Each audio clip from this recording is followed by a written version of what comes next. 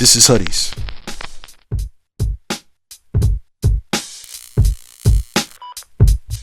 Testing 1 2 1 2. Testing 1 2. Energy up. Yeah.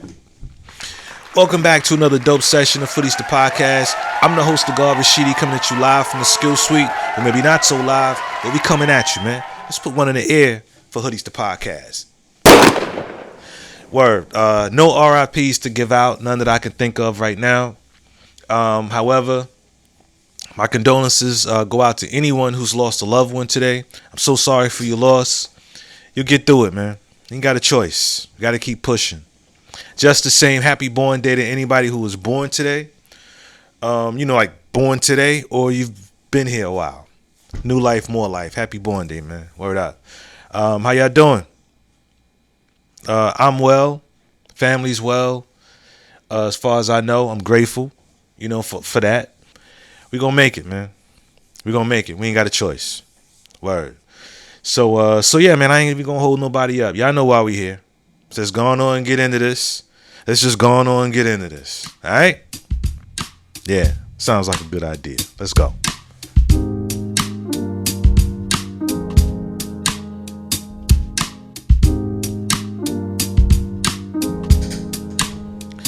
So check it. Not too long ago, probably probably about 3 weeks, almost a month now. Everybody knows that Cam Newton's got his own podcast, right? And 3 weeks to a month ago on his show, he had Ice Cube up there, the legend, Ice Cube, right? One of the rap legends. And so Ice Cube was schooling Cam Newton on marriage. It's dropping some jewels. So a lot of people probably already seen this already, but check this out. I want to give my spin, my POV on this. All right. What's the relationship or the marital hack to stay? How long you been married? We've been married since 92. So what is that, 32 years? How? For the masses? We want to be. Yeah. You got to want it. You just got to want it, man. You can't, I don't want nobody to have my woman. She mine. I'm hers. What's the word that we just had somebody on? The relationship has to have staying power. Mm-hmm. You see what I'm saying? It's like certain things in the culture has never changed. It's just all about how you are locked in with your partner. Temptation happens, not just from a man's perspective, but also from a woman's perspective. Tragedy happens. Growing apart happens. You don't stay with a person for as long as you've been with your person and can honestly say, man, every single day I wake up and it's just, doves flying. But who in your life is it like that with? Yeah. You don't like your mama every day. Some days she get on your nerves. Some day, your brother, sister, people that you love and spend a lot of time with. Every day ain't gonna be roses. Yeah. You can't expect that from your spouse. You know what I mean? It's all about, are y'all a family or not? Bars. He was cooking. Ice Cube, he was cooking, man. But the part that resonated with me more or most was you gotta want it. Word. You gotta want it. Listen, I've said this 1,000 times. 1,000 times. If you know the song, sing along. It matters not the things you buy for your lady. You buy her a car, whatever bag she likes, jewelry. You're in a position to, for the most part, provide all her needs, right? Financially, right? That's what's up. And she could do the same for you, possibly. You know what I'm saying? If you're into watches, boom, she hook you up with a nice collection of watches. You too may like jewelry, a chain, some diamond studs. Listen, man, you can have all that shit. But if the two of you can't talk to each other, it's a shitty relationship. I don't care. I don't really care how much. I don't care how you spend that thing. I get. I get that couples therapy is extremely beneficial. I'm all for that. Right. I'm all for that, and I'm with that. But at the same time, okay. So a therapist don't have all the answers. In fact, I'm of the belief that the science is in the questions. So once a therapist helps you to come to a realization about some things, about your significant other, about yourself, about whatever, right? I'm of the belief, having gone to therapy myself a few years back, and I plan on going again, and probably just keeping up with it, probably for the rest of my life. But there's certain things, like say you come to a realization in a therapy session or throughout the course of your sessions, right? I mean, you still have to apply what you've learned. You still, once you come to a realization, you still have to implement it and make it practical into your everyday life. Yeah? At least I'm of the belief. You can think whatever you want. You can come to whatever realizations you want to come to, but unless you implement it into your life and possibly your romantic relationship or just relationships, period. How about that? Until you do that, then you just sitting on a jewel that has yet to shine because you haven't applied it. So, yeah, it still comes down to both parties involved. You got to want that shit. And I don't think two people being in a position to where they can't talk to each other is wanting it. Way too many of us, and I've been guilty of it, way too many of us are not making the space safe enough for a person to express how they really feel about some shit. Some of us are setting booby traps.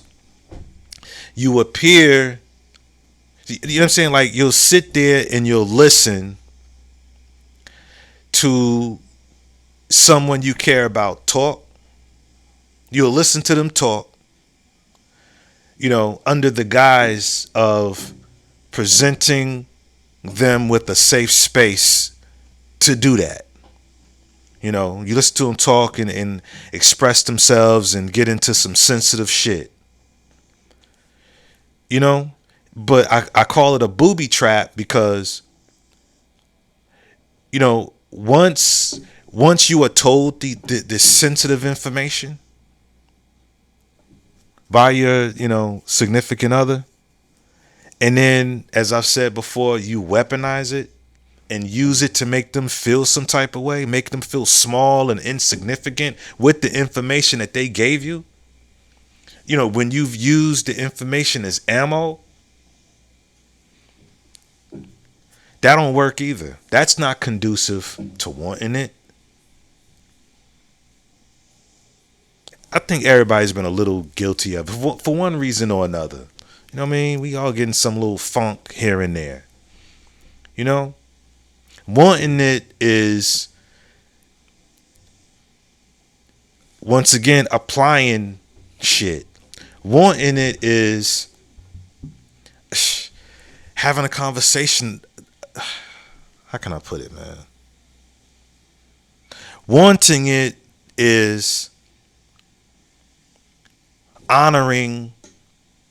Wanting it is honoring the agreements you've made with your significant other. Like, yo, we should incorporate a silent treatment jar, for example.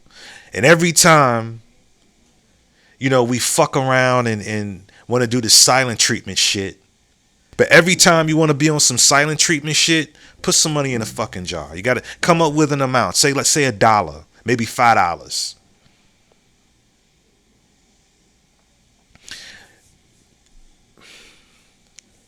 How about an attitude jar? Make the shit fun. And every time you catch a punk ass attitude, boom. Every time you catch your punk ass attitude without expressing what the fuck it is going on, bam. Money in the attitude jar. Make the shit fun. Also while holding yourself and each other accountable. Shit, fucking try. But I suppose it comes right back around to being able to talk to each other. Because how do you even get there if you can't talk to each other? I don't care what y'all got. I don't care how well off y'all are. You can't talk to each other. It's a shitty relationship. It's just shitty. You know what I'm saying? Put some money in that silent treatment jar, in that attitude jar. And get the fuck, and let's try. Okay, try. Because I ain't no expert at it. I ain't even a novice at it. Let's try to not sweat the small shit. Let's try. But the problem is we getting our fucking feelings and man, fuck that jar. Man, fuck that. We just pissing away opportunities to make our dynamic better than what it is. I think some of us are somewhat aware of our hang-ups in our relationships. I think some of us are aware that as soon as, a sensitive topic arises, we pull back or we shell up because we don't want to go there. I'm not saying that makes us aware of everything. But we know. We know we talking too much. We know damn well we're talking over our partner. You know. You know what I'm saying? But as soon as a couple words come out that we don't like, we deviate from every fucking thing. Which ain't the worst thing in the world, because you can always reset and try again. You know how many times I had to reset my challenge? And there's this ongoing challenge that I have with myself. I mentioned this a bunch of episodes back. That I'm trying to just go a week. I just want to start small with a week of no complaining, no comparing, no criticizing. And I've had to reset a shitload of times.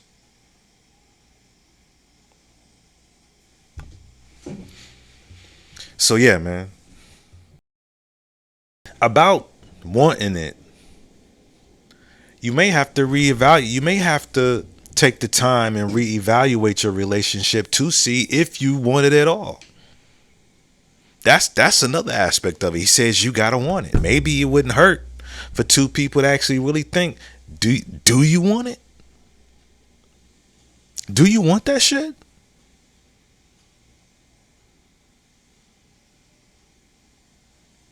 You know what I'm saying? Or y'all just kicking it cause niggas is getting old.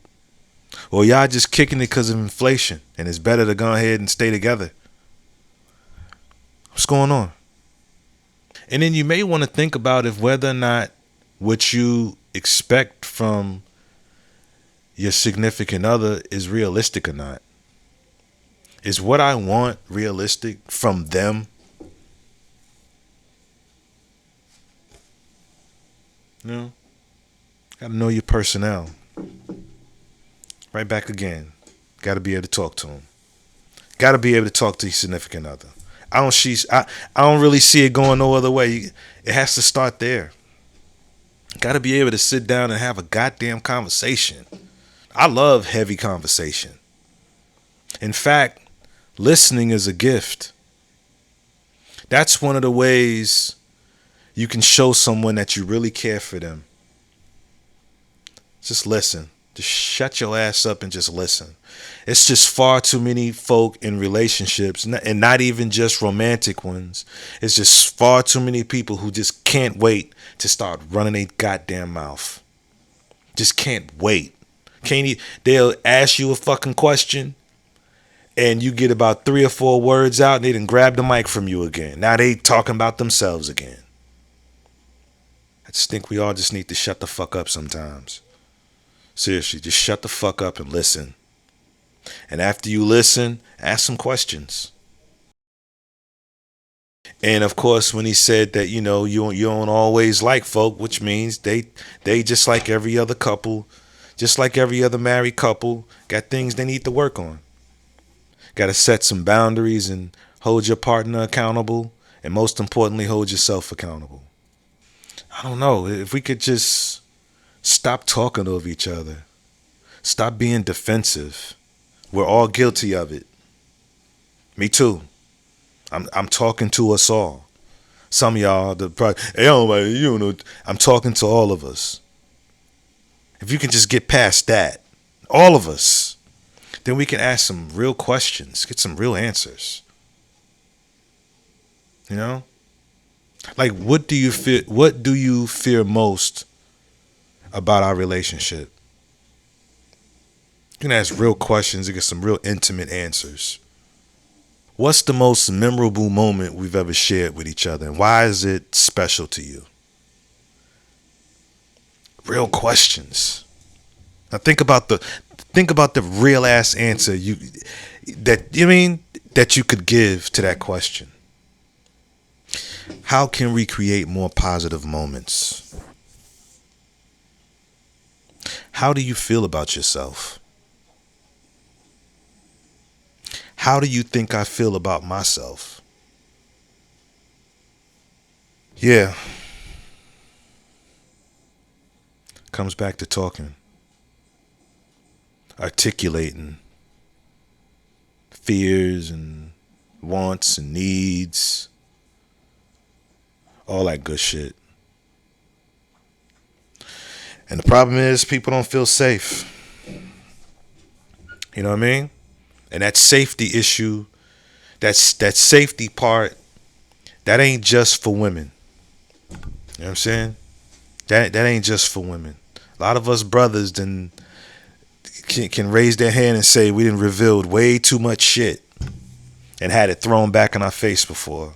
So because of that, I don't trust these bitches. You know what I'm saying? And women too. That's why they'll say I don't trust these niggas. Word. Gotta want it. So I noticed that the accuser who accused Jay-Z of who's no longer 13, of course, apparently some inconsistencies were found in her allegations or whatever. Sounds interesting. Listen to this. In addition to having autism, the woman says she suffered a head injury. The night of the 2000s VMAs, she says a friend drove her from Rochester, New York to Manhattan, a more than 5-hour drive. Her attorney provided NBC News with the name of the friend who has since died. The woman says she spoke to Combs's limo driver who offered her a ride to an after party. I stumbled upon Diddy's driver who told me that I was exactly what Diddy was looking for. What did you think when he said that to you? I thought it meant that I was just pretty. At the after party, she says she had a drink that made her feel woozy. Then she says Combs and Carter took turns raping her while a female celebrity watched. JC comes in and rapes me. He at that point I was fighting, trying to get away from him, and he put his hand over my mouth and told me to stop it, cut the. After the alleged rape, she says she ran to a gas station where she called her father, who picked her up and drove her home. We rode home in silence. He didn't ask me what happened. He didn't ask me what I did or where I was. In an interview with NBC News, her father said he could not verify the claims. Quote, I felt like I would remember that, and I don't. I have a lot going on, but I mean, that's something that would definitely stick in my mind, he said. When we asked the woman about the contradictions in a phone interview on Friday, she said that she stands by her statement. So, it says, today's investigative report proves attorney Busby filed a false complaint against me in a pursuit of money and fame. This incident didn't happen, and yet he filed it in court and doubled down in the press. True justice is coming. We fight from victory, not for victory. It was over before it began. The 1-800-lawyer doesn't realize it yet, but soon. Sean Carter, and we know that's Jay-Z. And there were other quotes and things of that nature. That was a statement that Jay-Z had released. And turns out that Roger Goodell, who's the commissioner of the NFL, because I said in the last episode that Jay-Z and, you know, in Rock Nation, which Jay-Z's affiliated with, they're partnered with the NFL, and they are responsible for the Super Bowl halftime show. So Roger Goodell even had some words to say. Check it out. Hey, Roger. Randall Williams, Bloomberg News. Last time I saw you, I asked you a little bit about the Rock Nation partnership and it being extended. I wonder, can you speak to, A, how that partnership has evolved in the ways that it's continued to grow and impact both you and the league? And then, B, if you had any comment on the ongoing legal situation with Jay-Z and his accuser. I don't. I'll take them in reverse order, but, you know, we're aware of the civil allegations. And Jay-Z's really strong response to that. We know that obviously the litigation's happening now, but from our standpoint, our relationship's not changing with them, including our preparations for the next Super Bowl. The first part of your question is how the relationship's evolving. I think they're getting incredibly comfortable with not just the Super Bowl, but other events that they've advised us on, helped us with. They've been helpful in the social justice area to us on many occasions. They've been great partners that have provided a lot of value for us. It's looking like I said in the last episode, it's looking like Jay-Z is, he's like, come on with it. You know what I mean? You know, inconsistencies in the story. Yeah, man, that'll kill you every time. It's looking like no such thing happened, right? So anyway, I guess we'll see what else pops up from tapes and all that stuff popping off from Diddy and all that other stuff. Anyway.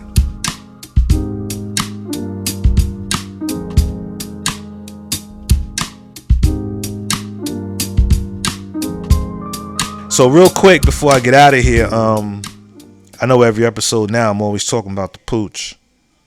And I don't care though. Y'all can get this work. So I guess what I wanted to say was I mentioned that I'm changing I'm still in the process of changing the pooch's diet. In fact, tomorrow he'll be starting just complete complete just wet food. He'll be fully transitioned off the dry kibble. So, and part of the reason why I'm really bringing that up, well, first of all, we graduate tomorrow. We graduate out of the training school, whatever. It's like basic training. So we graduate tomorrow. So wish us luck, man. We got to do all kinds of shit and demonstrate this, demonstrate that with the pooch. Good job. Stay. Stay.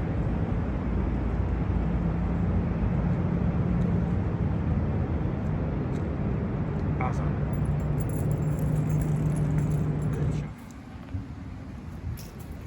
Stay.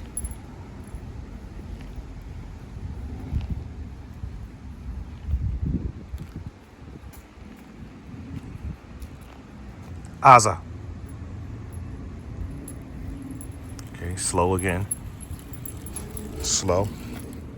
That was slow, but I'll take it. Come on. Heel. Come. Doing good. Heel. Come. Turn with me. Heel. Good job. Good job. Good job, Aza. Come. Heel. You're doing good. Heel. Come. No leash, no none of that. We outside, but of course there's no other puppies around. Good job. Good job, heel. All right, there's no other poops, no other pups around, no other pooches. Come. Come, Aza. Rest. No. Rest. Good job. Yeah, next episode.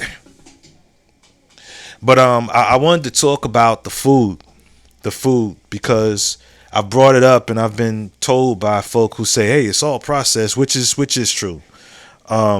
Because listen, right? We could talk about the ingredients that's in like kibble. So yeah, there's like chicken meal. You know what I mean? The salmon chicken meal, and I'm talking about kibble, and cracked pearled barley, and you know. So don't get me wrong, right? The chicken, is real. Chicken meal is the dry rendered product from a combination of clean chicken flesh and skin with or without accompanying bone. You know what I'm saying? Derived from the whole carcasses of chicken, exclusive of feathers, heads, feet, and entrails. Meal is here.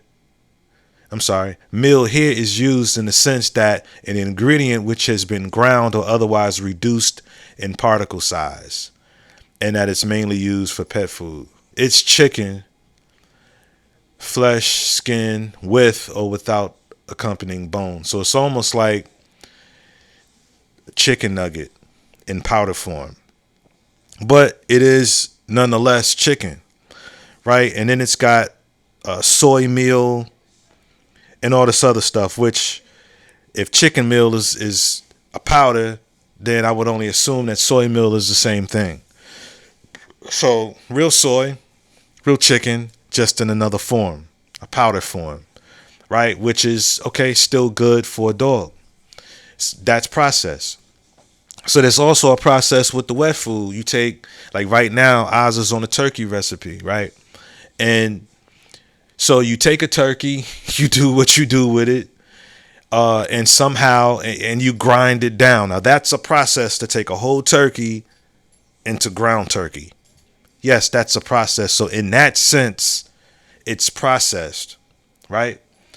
Because it has gone through a process to take it from that to this, but it is still turkey, right? So it really just comes down to preference. If you prefer your dog to eat meat in a powder form, word. If you prefer for it to be still real meat yet ground, then that's another preference. You know what I'm saying? You can look at wet food, particularly the food from the farmer's dog. No, they ain't paying me. You know what I'm saying? I'm not looking to get nothing from them. I'm just saying you can look at it and you can see turkey. You can see broccoli. You can see chickpeas. You can see it right there in the food. Whereas in kibble, you crack it open, you see nothing but grainy, this, that, and the third. So it all comes down to preference. But one thing they do have in common, both dog foods, is that they both contain something called crude fiber.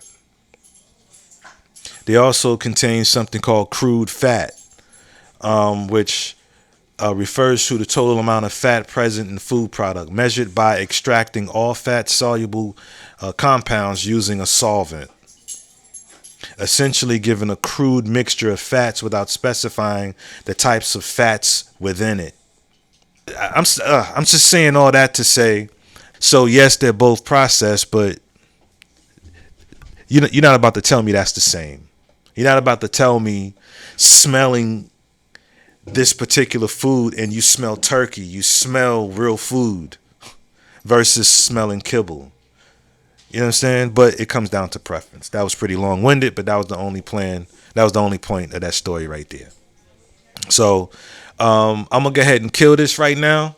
Get ready for my next client. I got a slew of clients getting ready to come through. And then I'm going to take a break, train up the pooch a little bit. We're going to sharpen up. And might I add, figure out ways to show that I really want it. You know what I'm saying? Because you got to want it, right? Word. All right, man. Thank y'all for coming. Well, thank y'all for watching. Appreciate y'all watching. Thank you for your likes, subs, and shares. I got new followers. Salute to y'all. Appreciate you. You know what I mean? So, yeah, man, thanks for watching. Thanks for listening to me babble. Y'all stay up. Again, if you're not well, I hope you get well because you got no choice. You know what I mean? But it comes down, but you gotta want it. You gotta want it, man. And I'm gonna leave that right there. Take that with you. I'm the God Rashidi. This is Hoodies, man. Peace. Hey, this is Hoodies.